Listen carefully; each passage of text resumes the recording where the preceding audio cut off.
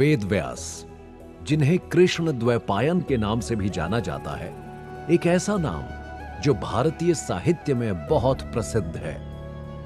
वेद व्यास जी को उनकी divine knowledge और बुद्धि के लिए जाना जाता है। आप ये तो अच्छी तरह से जानते होंगे कि वेद एक श्रुति शास्त्र है, मतलब वेद को सुना गया था, वेद रिटन फॉर्म में मौजूद नहीं थे। वेद व्यास ने ही इन वेदों को 4 अलग अलग भागों में लिखा, जिन्हें हम ऋग्वेद, अथर्ववेद, यजुर्वेद और सामवेद के नाम से जानते हैं। इसके बाद वेद जो कि आम लोगों के लिए पढ़ने में काफी कठिन थे, उन्हें अलग अलग पुराणों में बांट कर लिखने वाले भी वेद व्यास ही हैं। बल्कि इन्हें महाभारत के लेखक के रूप में भी जाना जाता है। हालांकि कहीं कहीं पर वेद व्यास को विष्णु जी के 24 अवतारों में से 21वें अवतार के रूप में भी जाना जाता है। वेद व्यास जी का जन्म भारत के उत्तर प्रदेश के काल्पी शहर में हुआ था। इनके पिता महर्षि पराशर और माता सत्यवती थीं।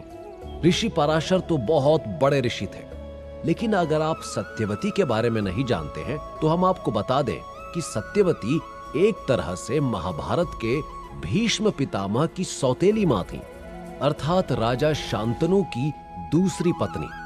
वेदव्यास के जन्म के पीछे एक बहुत ही दिलचस्प कहानी है। सत्यवती के बारे में कहा जाता है कि वो एक मछुआरे की बेटी थी और अति सुंदर थी।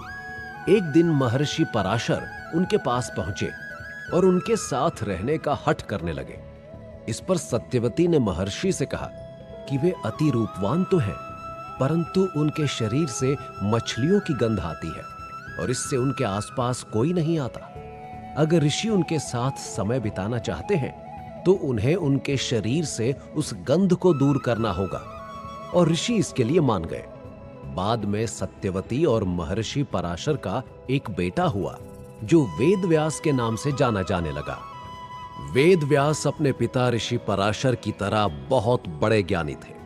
वो प्राचीन भारत के सबसे बड़े कवि और लेखक माने जाते हैं। महाभारत, जो इस दुनिया का सबसे बड़ा ग्रंथ है, उसे भी उन्होंने ही लिखा है। महाभारत के अलावा वेद व्यास ने 18 पुराणों की रचना भी की। कुछ लोगों का कहना है कि वेद व्यास ने एक लंबा जीवन बिताया और 116 वर्ष की आयु में उनकी मृत्यु हो गई। पर पौराणिक कथाओं के अनुसार उन्हें चिरंजीवियों की सूची में भी सम्मिलित किया गया है। कहा जाता है कि वो वेद और पुराणों का ज्ञान पूरी दुनिया में बांटने के लिए वेद व पुराण को हमेशा ब्रह्मांड के अंत तक बनाए रखने के लिए आज भी जीवित है।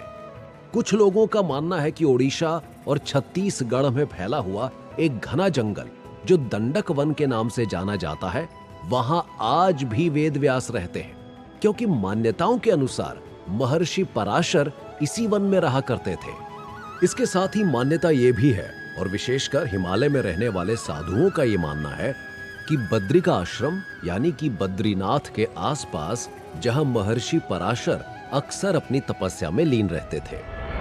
महाभारत के युद्ध के बाद वेद व्यास भी वहीं चले गए और वो वहीं एक गुफा के अंदर रहते हैं, जहां बैठकर उन्होंने महाभारत लिखी थी।